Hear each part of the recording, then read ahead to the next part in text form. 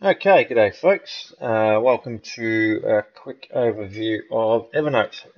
In this overview, I'm going to focus mainly on the use of it from a teacher's point of view or my own personal point of view rather than the student's one, as I think I've explored that a bit in the presentation itself. So this is the Windows or web-based version of Evernote viewed on a Windows PC. I'm sure Mac is fairly similar.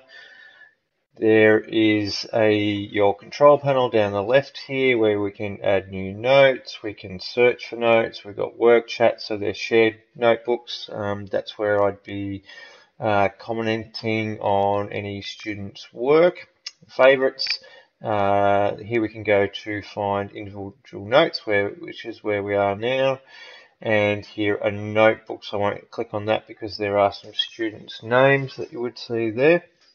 And tags. So here's a note I made in university to work transition. Here you can see the list of tags. So if I ever need to find something like this again, I can look it up via those tags, or I think it automatically tags based on some of the content in it. Here we can share if I wanted to send it to someone. We won't leave that up. And as you can see, I can edit at any time, much very similar to a basic word processor. So as we go, we've got reminders here if you want to set a reminder specifically to do with a specific note, or you can create individual reminders. Here we can see the last few notes that I've been working on. Within notebooks, that's where you'd have a notebook for each student. You'd have a notebook for each topic area for each student. So you'd have a Joe Bloggs literacy notebook, and that's where they'd record their evidence of working towards specific goals, that sort of thing, and you can provide feedback to them. So, we've got a few opened here. Let's just, what was I looking for? Here we go. This is something new I've just discovered, and it's pretty cool. So you can do this both with PDFs and full websites. So I'll firstly quickly show you. This looks like an interesting article on the impact of e-portfolios on learning. So I'll click this button down on the right hand side, save to Evernote. Now here I can save it as a bookmark if I just want to come back here again via my browser, or I'll save it as a PDF. We can choose here where we'd want to save it, and here we can tag it. And we're done. So save that. Now if we go back to where are we? Too many things open. Go back here. We should see, let's just refresh the page. And any second now, this blistering fast computer will show us, hopefully. Yep, there it is. So there's a link to that full PDF saved into my Evernote, so I can now access that from any web-enabled device. So my phone, my tablet, my computer, probably even my TV. I've just discovered a cool new feature as well. So let's go to let's Google Mr. John Hattie. Now, what Evernote will smartly do through my browser is, here we go.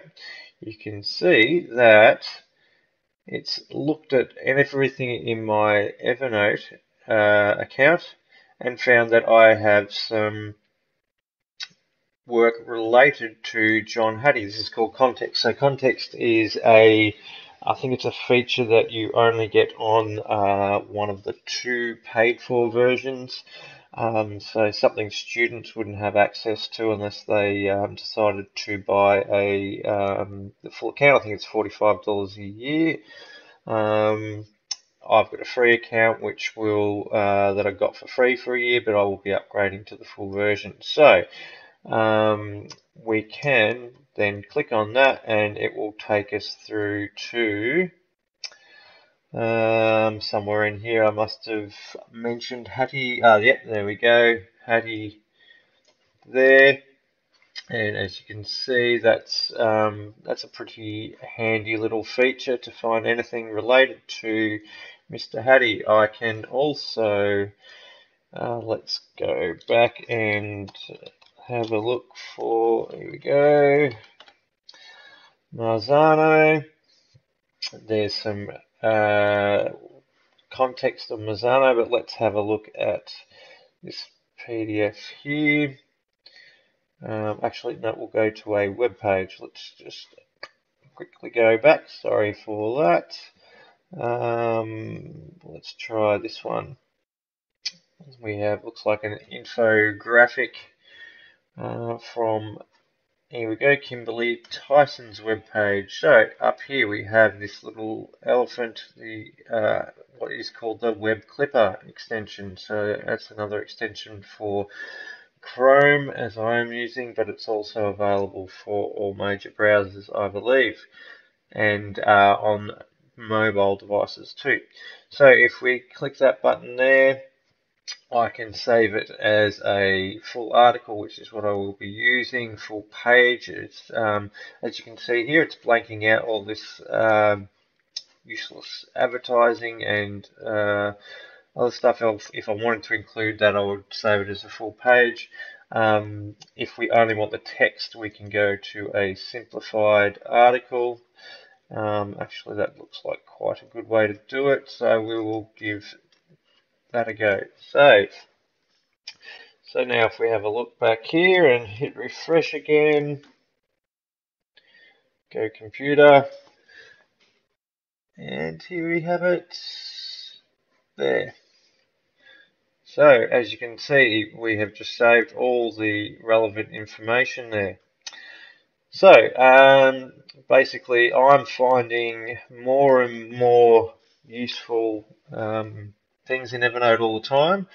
As you can see from the presentation, it's extremely useful from a student's point of view. It can be used to communicate student learning to parents and between teachers. And it's great for going back through a student's work, and if you want to pull any of the photographs, audio, anything that they've linked in there, you can pull that all out and create an e-portfolio quite easy for it. And yes, as I said in the presentation, great for creating lifelong reflective learners. Thank you all very much for listening, and I hope this has been entertaining, at least informative, and thank you very much. Enjoy.